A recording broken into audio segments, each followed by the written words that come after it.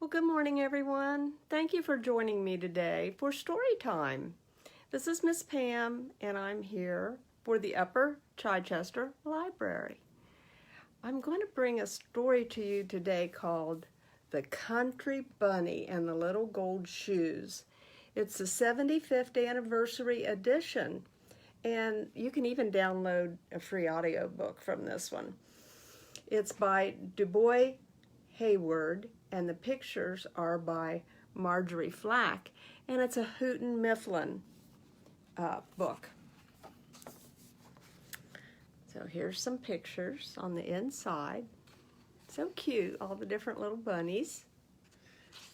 This is an Easter book, but I was out at Easter. I had to have some eye surgery, but everything's getting better now, so I'm back, and I hope you enjoy this selection of this old favorite that I used to read to my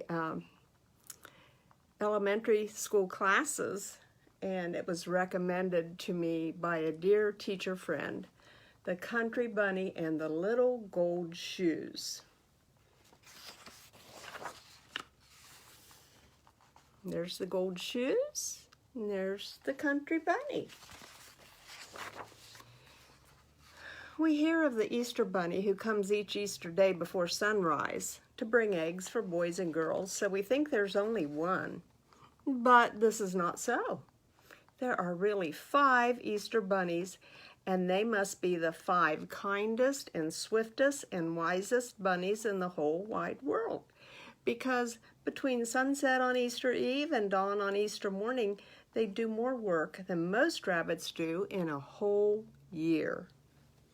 When one of the Easter bunnies grows old and can no longer run fast, the old, wise, and kind grandfather bunny who lives at the Palace of Easter Eggs calls the bunnies together from the whole world to select the very best one to take the place. Often a mother bunny says to her child, "Now, if you learn to be wise and kind and swift, someday you may grow up to be one of the Easter bunnies." And all of the babies try their very best so that they can grow up and go to work for the grandfather bunny at the Palace of Easter Eggs. One day, a little country girl bunny with a brown skin and a little cotton ball of a tail said, "Someday I shall grow up to be an Easter bunny. You wait and see." There's all the different little bunnies that would like to be Easter bunnies. Did you ever think of that before? I didn't. Then all of the big white bunnies who lived in fine houses and the jackrabbits with long legs who can run so fast laughed at the little cottontail and told her to go back to the country and eat a carrot. But she said, "Wait and see." The little girl Cottontail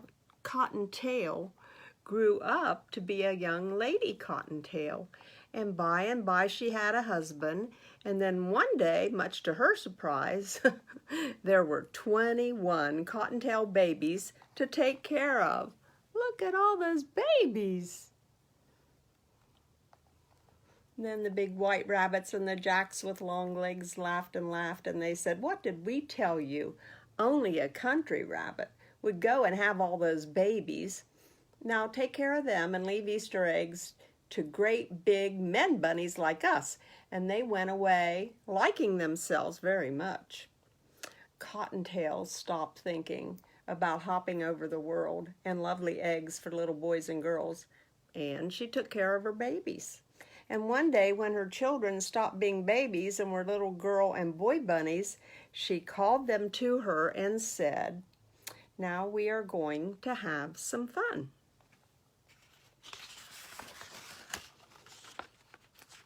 Then to 2 of them she gave little brooms and showed them how to sweep out the cottage. And to 2 she taught how to make beds. 2 more went with her to the kitchen and in no time at all had found out how to cook a good dinner. And with those went the two little dishwashers, and they made the glasses shine like crystal. Two had little wash tubs full of soap suds, and they washed all of the linen. Two did the sewing and the mending. That Mama Bunny, she knew how to divide out the work, didn't she? Two who had sweet voices were taught to sing, and two more to dance, and these amused all the others while they worked, so that they were happy. Two others were soon digging in the garden. So, too, she gave paints and crayons, so that they could make pretty pictures for the walls. And when Mother Cottontail had given out all of the tasks, she looked around, and there was only one little boy bunny left, and he was sad and lonely. Then Mother Cottontail said to him, "You are the most polite of all my children, so I shall make you keeper of my chair. And whenever I come to dinner, you shall seat me politely at table." Then one day, when the little rabbits were half grown up, she heard a great talk among the woods rabbits. And when she asked what it was about, they said, "Haven't you heard? One of the 5 Easter bunnies has grown too slow. And so we are all going to the Palace of Easter Eggs to see old grandfather pick out a new one to take his place." Oh boy, wasn't that a job that she always wanted when she was younger? So she called all her little cottontails, and they all set off to the palace to see the fun. But their mother was sad, because she thought that now she was nothing but an old Mother Bunny and could only look on, and that a big handsome white rabbit or long-legged Jack would be chosen. When they came to the Palace of Easter Eggs, there were bunnies everywhere on the great lawn, and the ones that hoped to be the Easter Bunny stood together, and all the others looked at them and clapped their paws. Then the big front door opened, and the old, wise, and kind grandfather came hopping slowly out.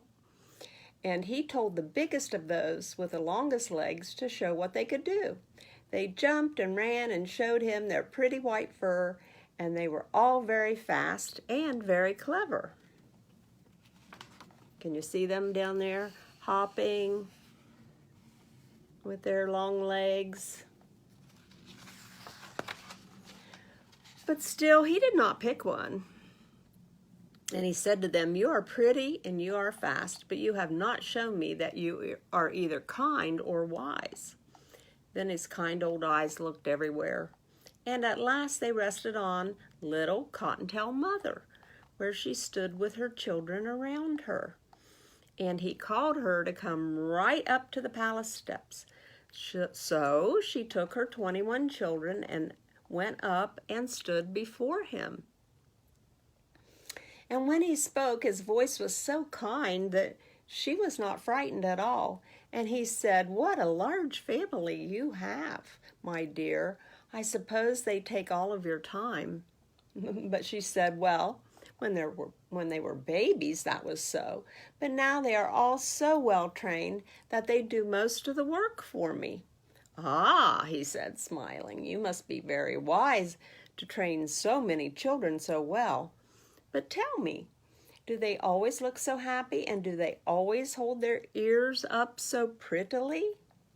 "Well, indeed they do," she answered. "We never have a tear or a cross word in our little country cottage.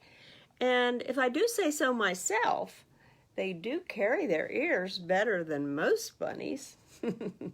Then he said, patting the nearest bunny on the head, "You must be very kind, and indeed, to have such a happy home. It is too bad that you have had no time to run and grow swift, as I might then have made you my 5th Easter bunny." At that, Mother Cottontail started to laugh, and then she whispered to the little bunnies, and every rabbit on the lawn looked to see what would happen, and the old grandfather leaned forward to watch. Suddenly, all of her 21 children raced away, and Cottontail dashed after them. In no time at all, she had them all back again in front of the palace.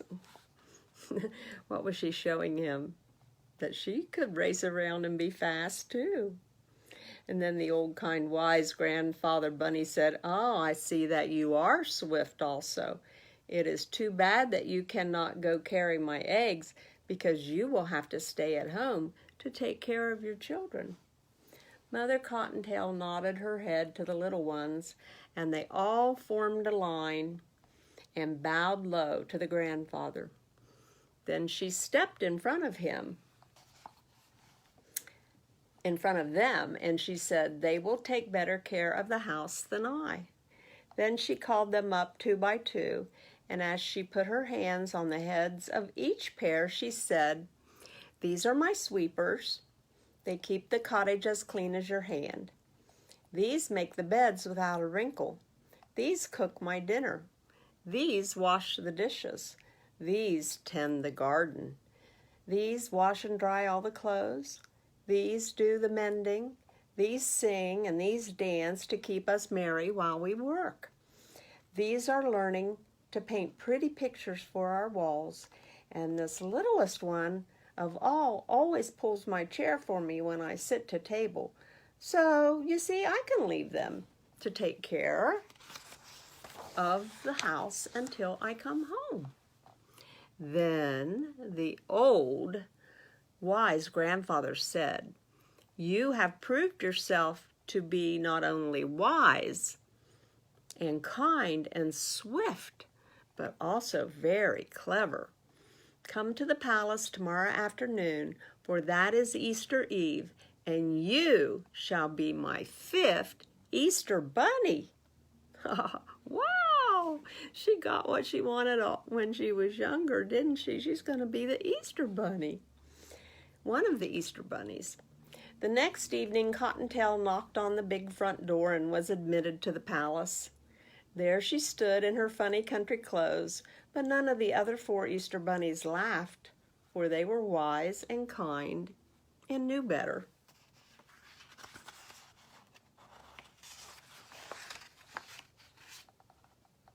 They showed her all over the palace from room to room, all piled high with eggs of gold and silver and eggs that glittered like snow, chocolate eggs, marshmallow eggs, eggs for rich children and eggs for poor children, for children who were sick and children who were well, all over the world. See all those eggs in the egg palace? Then, as soon as it was dark enough for the children to be asleep all over the world, the old, wise, kind grandfather gave the word, and the 5 bunnies set to work as fast as they could. First one, then another, would take up a large egg or a pretty little basket, and in a single hop would be out of the palace and away out of sight. And then, in a moment, he would be back again, and before you could say "Jack Robinson," he would have whisked away again. Slowly the night wore away, and the bunnies began to look tired as they kept returning for more and more eggs. And in the palace, the glittering piles grew smaller and smaller. Oh, poor little Cottontail was very tired, for this was the first time she had ever gone so far or so fast in her life, and she was beginning to hope that she could soon take the little basket that was set aside for her own children and go hopping home, when old, wise, kind grandfather called her to him. She went close. She saw that he was holding in his hand the loveliest egg she had ever seen. It glittered like a diamond. "Peek through and see what you shall see," he said. So she peeked through the little hole in one end, and she saw a beautiful scene with a sleigh and a lake with people skating on the ice. And he said, "Because you have such a loving heart for children, I'm going to give you the best but the hardest trip of all. Far off, over 2 rivers and 3 mountains, there is a great mountain peak. And in a little cottage on that peak is a little boy who has been ill for a whole year, and who has not been so brave that never once, and who has been so brave that never once has he cried or complained. The mountain is so high that there is ice on the top, and it will be hard to climb. but if you get there, you will give more happiness than any other Easter bunny. Cottontail picked up the egg very gently and went hopping away on her journey. She crossed the first river and then the second. She went over the first mountain and then another mountain and yet another until at last she reached the highest mountain of all. She was very tired when at last she got to the bottom of the great peak, and her heart failed her when she saw how high it was and how slippery with ice and snow on top. But holding the egg very carefully, she started hopping up. At last she reached the ice and snow, and now she was almost to the top, and she could see the little cottage all covered with snow where the little boy was sleeping. Then a terrible thing happened. Her foot slipped and down she came. Downward she flew into snowdrifts. Then she left the ice and snow, and rolling and bouncing against the stones, she felt the air getting warmer. Down, down she went, and she crashed through a thicket of budding laurel, rolled across a pasture, and finally struck against the trunk of a great apple tree that was just getting ready to bloom for Easter. You see that pretty tree? And there she lay with the egg still safely clutched in her paw, but with a great pain in her leg. She tried to rise again because she saw a lovely pink light in the sky, and she knew that in a few minutes more it would be day and the little boy would be sad if she did not get his egg to him. But the pain was so bad she fell down. Then she felt something touch her shoulder, and she looked up, and there, right before her, way off there in that distant land, was old, wise, kind Grandfather Bunny. And he smiled at her and he said, "You are not only wise and kind and swift, but you are also the bravest of all the bunnies. And I shall make you my very own gold shoe, Easter Bunny." He reached over and she saw for the first time that he was holding a tiny pair of gold shoes in his hand. And he bent down and put them on her feet. Suddenly, all the pain left her leg, and she stood up and picked up the precious egg. Then, before she knew what was happening, she felt a sudden motion, and she found herself flying high in the air. Over the pasture she flew, over the laurel, over the stones, until at last, when she landed, she looked back and she saw that one single jump had carried her halfway up the mountain. Then she jumped once again, and there she was at the cottage door. Quickly she squeezed through the tiny crack that had been left open just in case the bunny did come all that way. And in the hand of the beautiful sleeping boy, she placed the egg.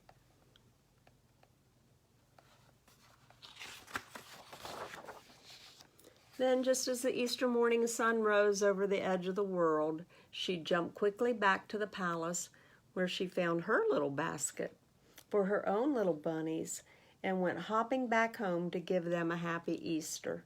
Mother Cottontail found that the garden was tended, and sure enough, just as she had said, everything was in order. The floors were swept, and there were 2 lovely new pictures painted and hanging on the wall. The dishes were washed and shown in the cupboard. The clothes were washed and mended and nicely hung away, and her 21 children were all sound asleep in their little beds. I think there's like 4 bunnies in every bed, and this one has 5. Yeah, that's 21. 21 children. What do you think? And the little house of Mother Cottontail can always be told now from the homes of all the other bunnies, because in a special place on the wall on a very special hook hangs a pair of very tiny little gold shoes. Well, isn't that a nice legend of the country bunny and the little gold shoes? There's a picture of her taking the Easter basket home to her babies, and there's all of her children as they lined up before the old grandfather bunny. Well, I hope you enjoyed that story.